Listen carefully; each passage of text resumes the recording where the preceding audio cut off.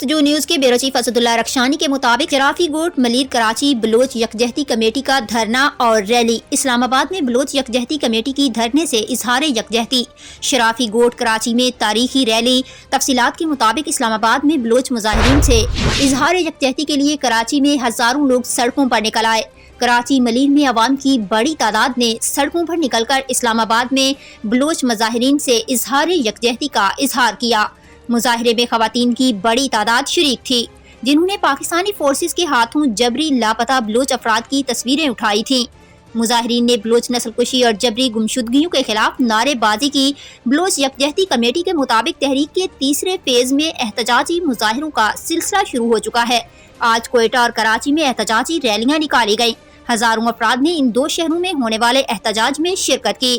بلوچ یکجہتی کمیٹی کی جانب سے آج ہونے والا احتجاجی ریلی کراچی کے علاقے ملیر شرافی گوٹ میں نکالی گئی، جو شرافی گوٹ سے ہوتا ہوا شاہ علی گوٹ میں اختتام پذیر ہوا۔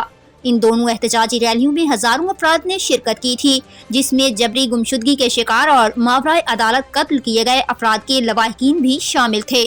مظاہرین کے ہاتھوں میں بینرز اور پلے کارڈ تھے، جس میں بلوچ نسل کشی اور ریاستی جبر کے خلاف اور اسلام آباد دھرنے کی حمایت میں نعرے درج تھے۔ دونوں شہروں میں ہونے والے احتجاج میں مظاہرین نے ریاست سے مطالبہ کیا کہ بلوچ نسل کشی اور ریاستی جبر کو فوری طور پر بند کیا جائے اور اسلام آباد میں ہونے والے دھرنے کو ختم کرنے کے لیے طاقت کا استعمال فوری طور پر بند کیا جائے اور دھرنے کے مطالبات فوری طور پر تسلیم کیے جائیں۔